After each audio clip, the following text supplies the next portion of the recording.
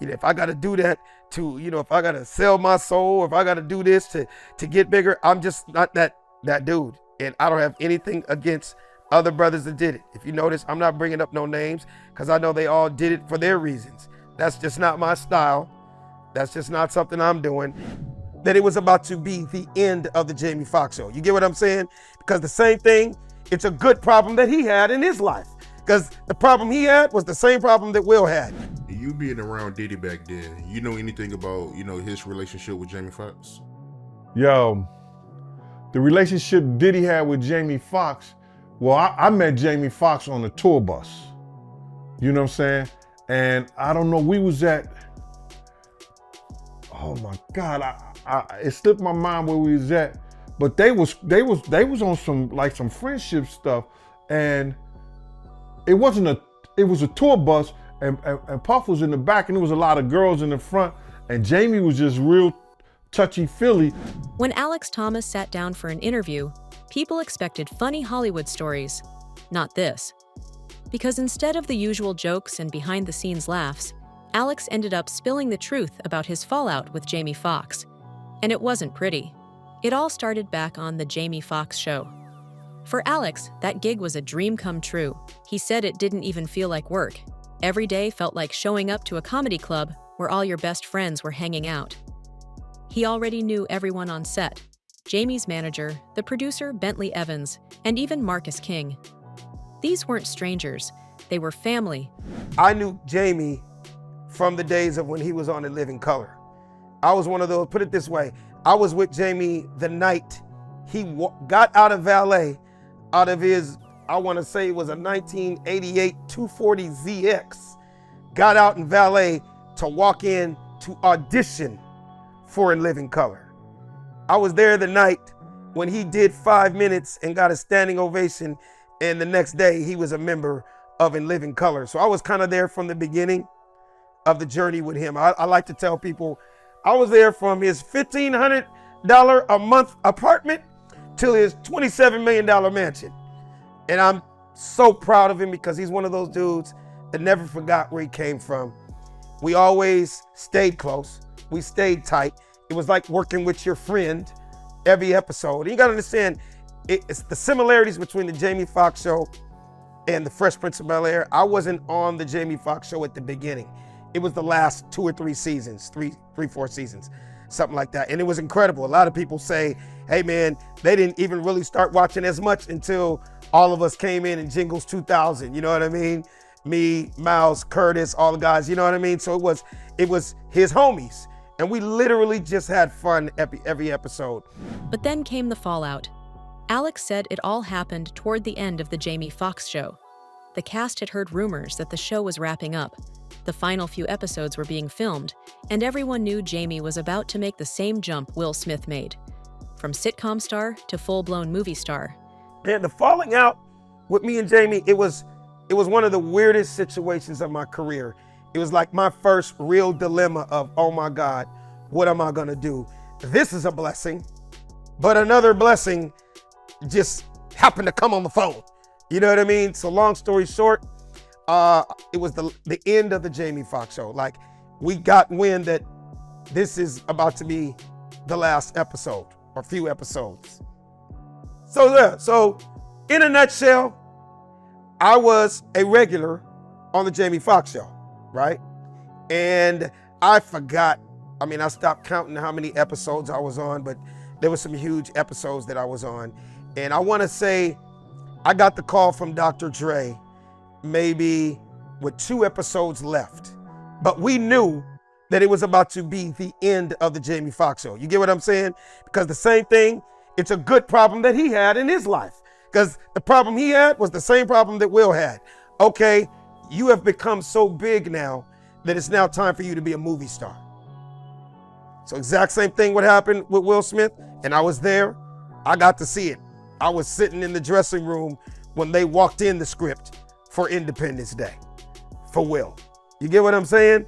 Like, this dude's about to go from here, right, to out of here. You know what I mean? And that's why cut to Independence Day ended up being one of the biggest movies of all time at that time. That dude was literally ready to become a super box office star, it was time for him to move up. You know, it's almost like in comedy where you go from clubs to auditoriums to theaters to arenas to stadiums. It was like that for them. So in Jamie's case, it was basically the end of the show. That's when Alex got the call that would change everything. Dr. Dre, yes, that Dr. Dre, called out of nowhere and said, "I'm about to go on tour. I want you to host it." Alex was confused, but he went along with it. He goes, "I want to do something that had never been done before." And I was like, "What is that?" He's like, "I want a comedian to host a huge hip hop tour.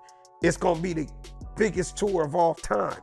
And I was like, "Oh, really? Who's gonna be on it?" He's like, "Man, Ice Cube, NWA, there'll be Snoop Dogg, the East Siders, Warren G, Dub C, and the new kid, his name is Eminem." And I'm like, Eminem was fresh, brand new, but blowing the hell up. I'm like, "Oh, this sounds like this gonna be huge." He's like, "Man, 30,000 seats, every single city in America. I want you to host that." I was like, "Okay, so when are you starting?" He's like, "Thursday." I was like, "Thursday?" Thursday? He's like, "Yeah." I'm like, "I'm on a TV show, Dre." He's like, he just cut straight to it. He's like, "How much that paying you?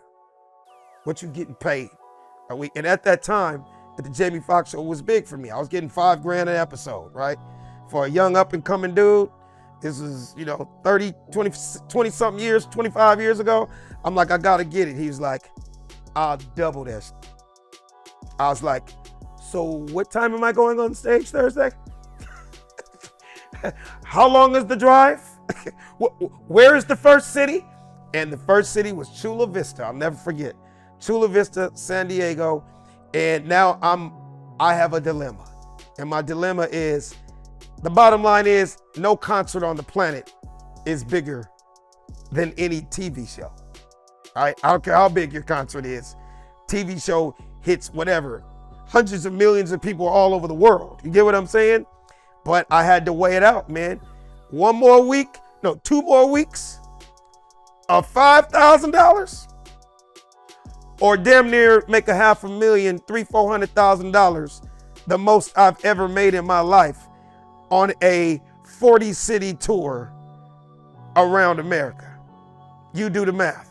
He took the gig, and that's when everything between him and Jamie started to crack. Alex left the Jamie Foxx show abruptly to join the Up and Smoke tour, a move that shocked everyone on set. To many, it looked like he abandoned the show right before the end. But to Alex, it was a once-in-a-lifetime opportunity. He said the tour changed his life. It was the most money he ever made. It led to his first house, and even landed him a role in the movie The Wash. But Jamie Foxx, he didn't take it well. I went out there, killed it on stage in front of 30,000 people. He's like, "You ain't even got an audition. You got a role." So not only was it the most money I'd ever made doing stand-up on a rock star level, but now I got a movie out of it and I bought a brand new house. Jamie was upset, because I became really a part of the Jamie Foxx show. But he ended up understanding. Alex admitted it was a weird moment in his career, his first real dilemma, because on one hand, he respected Jamie, but on the other, he had to think like a businessman. And when the math came down to 2 more episodes or a career-changing tour, the choice was obvious. Still, Jamie didn't see it that way, not at first. According to Alex, things between them got tense, and what happened next only made it worse. Somewhere around the 25th stop of the tour, Jamie Foxx showed up unannounced. He'd heard the stories, how Alex was hosting the biggest hip-hop tour in America, how he was making more money than ever, and how his name was starting to buzz on his own. And when Jamie saw it with his own eyes, 30,000 people screaming while Alex owned the stage, he was shocked. 30,000 people. I ripped the roof off that joint, and he was proud of me. He's like, "Hey man, you stood up, you had to do what you had to do." You know what I mean? And basically that was squashed. It never came to like F you, and I don't like you, you ain't. No, it was a business move I had to make. Now I'm gonna be honest with you, and I've never told anybody this. I believe that if I was a part of the Jamie Foxx show from the beginning. And we were like, had guaranteed 4 more seasons on the WB, I would have said no. I would have had to respectfully say no to Dr. Dre, right? Because TV's bigger than me going anywhere live. You get what I'm saying? But things happen for a reason. Ended up being the biggest tour in hip hop history. And at that time, it was the biggest DVD in hip hop history. I had did something that had never been done. No comedian was going on stage in front of 30,000 people every night. You understand? The most I had went up in front of was when I would open up for Damon Wayans or Mark Curry or Jamie Foxx back in the day, 5,000. 5,000 was a great sellout for any comedian in the early, like in the 90s. But for me to go from 5,000 people to 30,000 people, do you understand how huge that was? And then you got to understand, I tell people like this, I'm the only one on the show every single night in every city in America that the people did not come to see. My name wasn't on the bill. You saw Eminem, you saw Dr. Dre, you saw Snoop, you saw Ice Cube, you saw Warren G, you saw the East Siders, you saw Mac 10. They didn't put me on the billing, but it was a great surprise to the audience, because even Dre and Snoop came up to me one night and they were like, cuz, you killing it, cuz. Like, they know you, cuz. I was like, I got a little stardom myself. Alex said the tension didn't turn into a full-blown fight, but it changed everything between them. From that point on, things were never the same. Jamie had gone from being a big brother figure to someone who treated him like competition. And for Alex, that was the part that stung. He'd looked up to Jamie, been there since In Living Color, supported him through his rise. But one career move was all it took to make Jamie turn on him. In interviews, Alex never badmouthed Jamie outright, but the frustration was obvious. He called it one of the weirdest experiences of his career. That moment when loyalty clashed with opportunity. He said if the show had been guaranteed for more seasons, he would have stayed, but it wasn't. And in Hollywood, every show ends eventually. You're only as good as your next gig, Alex said. Still, fans couldn't ignore how this story painted Jamie Foxx in a different light. To some, it sounded like Jamie couldn't handle someone else from his circle shining without him. And to others, it proved what many insiders had quietly whispered for years. Jamie Foxx might be talented, but he doesn't always play nice when the spotlight shifts. This is something Gene Deal has also corroborated, saying Jamie Foxx isn't what he seems to be, especially considering his close friendship with Diddy. You being around Diddy back then, you know anything about, his relationship with Jamie Foxx? Yo, the relationship Diddy had with Jamie Foxx, well, I met Jamie Foxx on a tour bus. You know what I'm saying? And I don't know, we was at, oh my God, it slipped my mind where we was at, but they was on some friendship stuff, and it was a tour bus, and Puff was in the back, and there was a lot of girls in the front, and Jamie was just real touchy-feely, but Puff didn't come out the back. I don't know if Puff came out the back of the tour bus. You understand? And Jamie went back there for a minute or so, then he just came out, and he was all touchy-feely with the girls, and I'm looking at this dude like, wow, this dude kind of like touchy-feely with these girls, and he don't even know them. They know him because he's Jamie Foxx, but he didn't know them. So I don't really know their real relationship or how close they was. I didn't meet Jamie Foxx and really have a conversation with him until I was at his house and I was with Scott Storch. So I don't know how close they was and how close they wasn't. But when I met and I had a conversation with Jamie Foxx, it was about, he was talking about people coming out there to California and show business, and the rappers and the singers and stuff like that, and they get connected with the gang members, and the gang members have a whole different ideology. And he was telling us that people mess up when they get with the gang members because their ideology and what they want out of them is totally what they looking for, whether you use them for security or whatever. And then this time we was at his house and Scott Storch was doing some beats and doing some music for him. And I was playing pool, and the dude told me, said, yo, I was tearing Jamie Foxx up. And he said, yo, let me just tell you something. If you beat him, especially on his table, and I wasn't no hell of a pool player. I was damn good. I was good, but I was no hell of a pool player. I'm sitting up there playing. The dude said, yo, man, if you beat him, you gonna have to beat him all night. Or he ain't gonna let you go home. I said, what do you mean he ain't gonna let me go home? That's right. Gene Deal claimed that Jamie would ask him to stay for the night if he took a liking to him. And me and Scott had been out all day, so I scratched on the 8 ball, and he called that a win. So I said, good, all right, I scratched on the 8 ball. I did that shit on purpose so we could leave. But him and Diddy relationship, and I see what they saying about what happened, and I really want to hear the full story about what's going on with him and Diddy, and if he really said in this show that Diddy, poisoned him, or he's the reason why he got sick that night. I want to hear that for myself, but I know it's trending on the internet, but I don't know how true it is. I don't know their relationship as far as other than he was cool enough to get on the tour bus, fill up the girls and go to the back room and chill with Diddy, then come out, fill up the girls and leave. That's all I know. And you said him and Diddy was being touchy with the females? No, he was. Diddy already had some female in the back in the tour bus, and Jamie Foxx got on the bus like he owned it, like it was his. So I know he had a conversation with Puff before he got on the tour bus. You understand what I'm saying? I know he had a conversation because he wouldn't have got on the tour bus unless he had that conversation with him. He wouldn't have been able to go to the back unless he had a conversation with him. Alex Thomas didn't mean to expose that side of Jamie, but it caught on, and many people started coming out talking about how Jamie was actually secretly gay, thanks to the way Hollywood had controlled him and abused him. It seems that after years of speculation, the truth is starting to become a lot clearer. How you feel about the gay rumors surrounding Jamie Foxx? What I think about the gay rumors is that's Hollywood, man. You know what I'm saying? That's how they get to the top. I've said it 1,000 times, man. The people that indulge and make that type of behavior common, like they don't have a problem with it.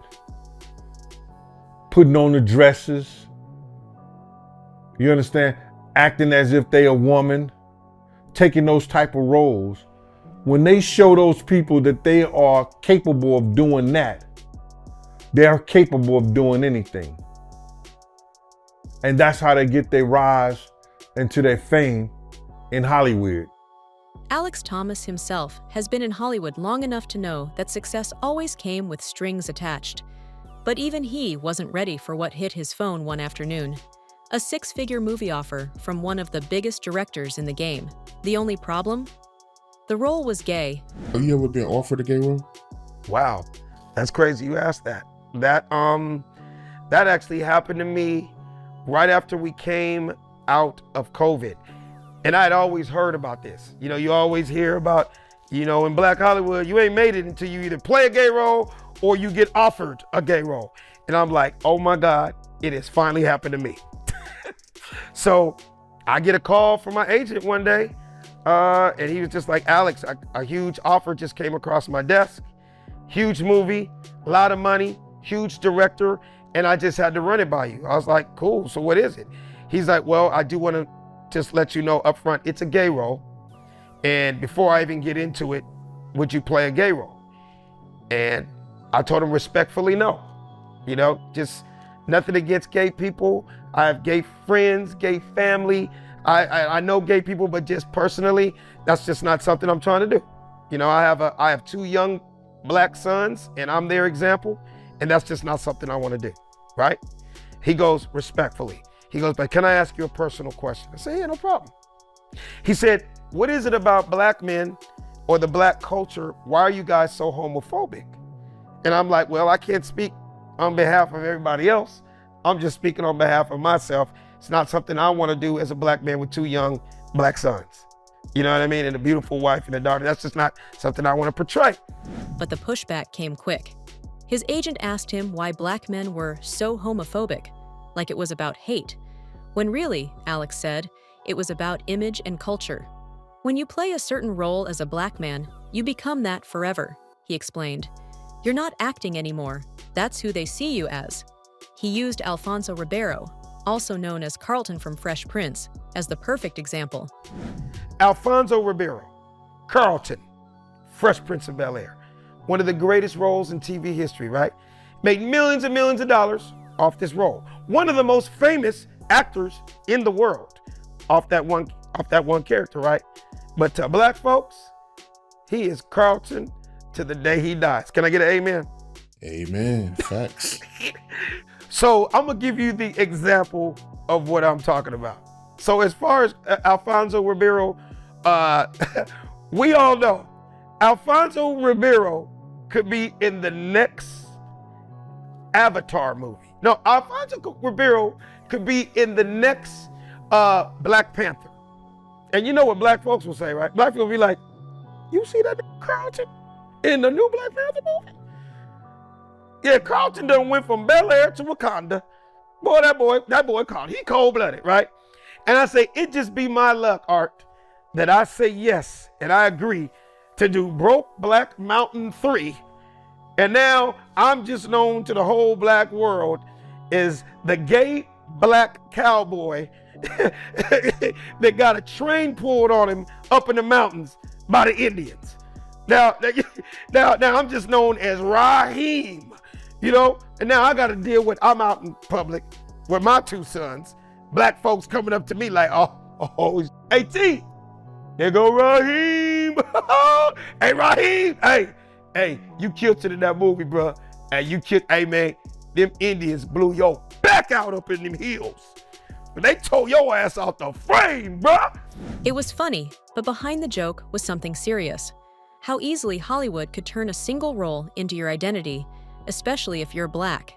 And when Alex found out the role came with a 6-figure check, he still said no. Money don't mean nothing if you lose yourself, he said. Integrity don't come with a price tag. That moment, turning down a dream check for a boundary, reminded people of another Hollywood survivor who couldn't say no to playing the game. Jamie Foxx. That were constantly engaged to come and party with Jamie because everyone knows he likes transgender women. He went after my Gigi. Want to know when we met? All up together, when they met my Gigi? Go ahead. At a party at Park. It was the second inauguration for the Obamas, and I was there as a guest at the party, like I was at the first inauguration. And I brought Gigi with me. And Jamie had his eye on her.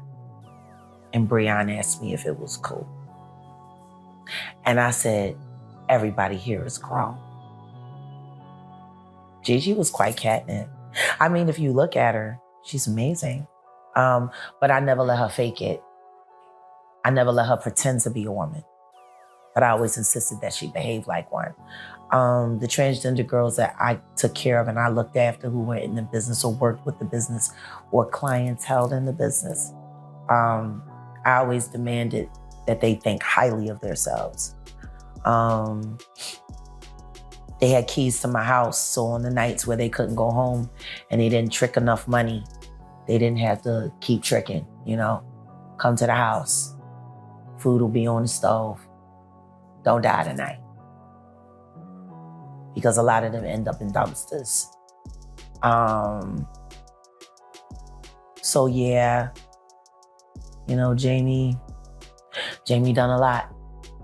The naked basketball games that he hosted. I mean, everybody knew. And there's no point in me hiding it now because his fate has been sealed. And that's where Alex's story hits a nerve, because for every star who made it out clean, there are 10 who didn't. When Alex Thomas talked about the casting couch, he didn't flinch. Do you believe in a casting coach? I've heard all about it. I've been on, I couldn't even lie to you, thousands of casting couches, because that's just part of being in this business. Oh, and yes, it's real. But I think the thing that saved me is because I'm a real LA dude first. That counts for a lot. You gotta understand, I'm in a business where 95% of all my peers came from other places. Let's just stick with comedy. So many dudes, I don't have to mention their names. You know them all. They all came from other cities to come to Hollywood to get rich and famous. I always like to say, they flew here, I grew here. You understand? So my set of morals and where I came from kind of shifted and applied to when I got to Hollywood. Like a question I get a lot is, how you been in Hollywood all these years and never get caught up in the whole drugs and alcohol and all that crazy stuff, right? Simple answer, man. I had people that overdosed in my family. I grew up in South Central LA. I saw how cocaine was killing families and you know, whole households, and I had it in my family. I had people that overdosed. The last thing I'm gonna do is, when I got to Hollywood, do some that can kill me. Then he explained something that hit deeper. Weak men and weak women get tested in Hollywood. They'll test you to see how bad you want it. And for those who give in, it's a trap. Sure, some people sleep their way to the top, but it never lasts. You might make it for a minute, Alex said, but you'll get used, run through, and replaced. Happens every time. So you don't just get ran up and ran through. Because I've seen a lot of girls go that route. You know what I mean? Those chicks end up just getting f***ed over. Same thing with the dudes, and f***ed over. So it all depends on, you know, what route you're trying to go. A lot of people say that's probably why it took me so long. A lot of people say, man, maybe you would have been bigger if you hadn't went that route. Oh, well, I don't know, because I didn't go that route and I never will. So I don't feel bad about that. You know what I mean? I like having my integrity. I like being able to sleep at night and like, hey, God has a route and a plan for everybody. You know what I mean? And for the fact that it's over 30 years and I'm still here, fly, fresh, relevant, still in the game, doing what I love to do, never having to have a regular job, that's a blessing in itself. So selling your soul in Hollywood, that's a real thing then, in a sense. Oh, absolutely. 1,000%. 1,000%. And there's people that are willing to do anything. But see, you got to understand, I'm one of those dudes back to, I was that little dude that even when I wasn't famous, even when I wasn't on TV, even when no one knew my name, I was always that dude that had a mouthpiece. And I know how to make the girls laugh and have a good time. And it is quite sad how things have turned out for the likes of Jamie Foxx and black artists in Hollywood in general. Do you think there's an agenda against them? Let us know in the comments.